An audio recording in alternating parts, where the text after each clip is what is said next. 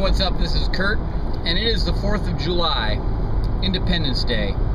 Happy birthday, America, 235 years later. Now, I want to talk a little bit about, I'm on my way right now. I'm going to an event to represent our local Tea Party at a 4th of July festival that the town of Amherst is putting on. And so that's what I'm wearing my Don't Tread on Me shirt, and I'm going to go out in the ridiculously hot weather and tell people about what the Tea Party is, try and educate people about the Constitution and about liberty. But I wanted to talk a little bit about this day. And about 235 years ago, the signers of the Declaration of Independence are 56 men, and 56 of them signed this document. And it was a death sentence for some of them, definitely, because they died in the war. But it was also a death sentence for some of their families, some of their children, some of their wives.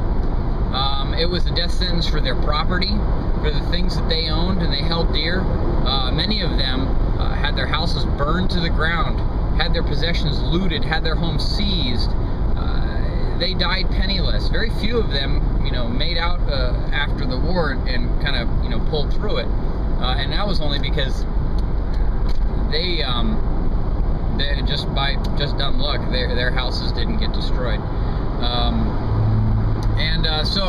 But I want to talk about these guys, and they had a different sense of what freedom and liberty is than what we have. I think our whole nation takes it for granted. Most people that are out driving around right now, they don't even have a clue about what today is about. They don't know America's 235 years old. They don't know that the 4th of July isn't just about fireworks and barbecues and a day off, paid day off from work. It's about the independence of a people. And the founders weren't fighting to give us independence. They were fighting to exercise the independence they already had, the freedom and the liberty they already had, their unalienable rights, the rights that could not be sold or traded or bargained away for anything. And if you read the Declaration of Independence, I'll try to remember to put a link to it. If you read it, the things that they were concerned about and were fighting against, hither swarms of government officers and eating out their sustenance, that's what we've got today. And the interesting thing is, all the stuff that the founders were going through isn't near as bad under King George as what we've got today. You're paying a ridiculous amount more tax than the founders ever were. You're a whole lot less represented than the founders were, and they died for this thing called liberty. And what are we doing in this country? And so, people talk about, well, it's time for a second American Revolution. You know what? Okay. I honestly don't know that I disagree too much with that, but I can't get people to understand what this day is about, let alone getting them to do something about it. I did a video, I think it was 2 years ago, where I was pretending that martial law had been declared, and I had all my tactical gear on, and I was like, all right, calling all my friends, and none of them, they were all too busy. And that's what I feel like. I'm not gonna go risk my life and the future livelihood of my kids and my wife because I'll be the crazy lone gunman. I'm not doing it. I'm not gonna do it until I see Americans willing to stand up and fight for things, against things like the Patriot Act, against things like TSA's molesting of 80-year-old women in diapers.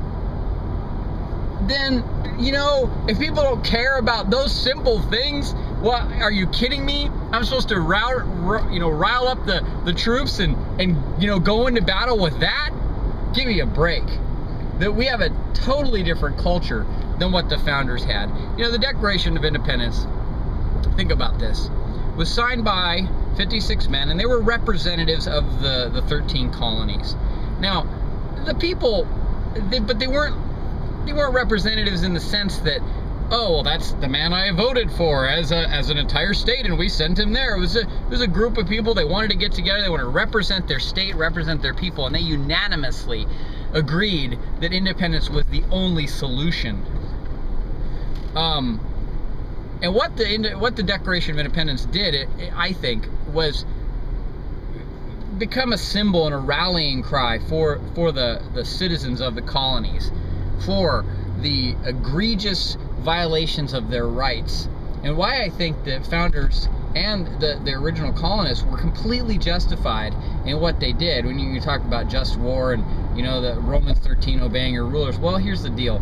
The founders had an agreement, a contract with the king, and he broke it again and again and again and again. Well, guess what, folks? We've got a contract with our government. It's called the Constitution, the Bill of Rights, and you can even look at the Declaration of Independence. And they've broke it again and again and again and again. And at some point, when is enough enough? What is the line in the sand? And, you know, I don't know what that is. I don't know what that is for people. I know what it is for me.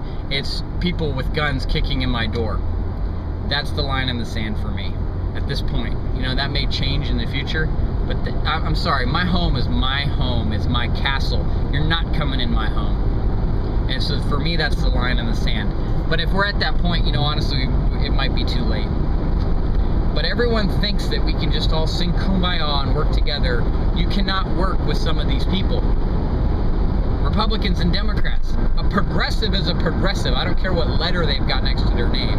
If they're destroying this country, they're destroying this country. If they're a traitor, they're a traitor.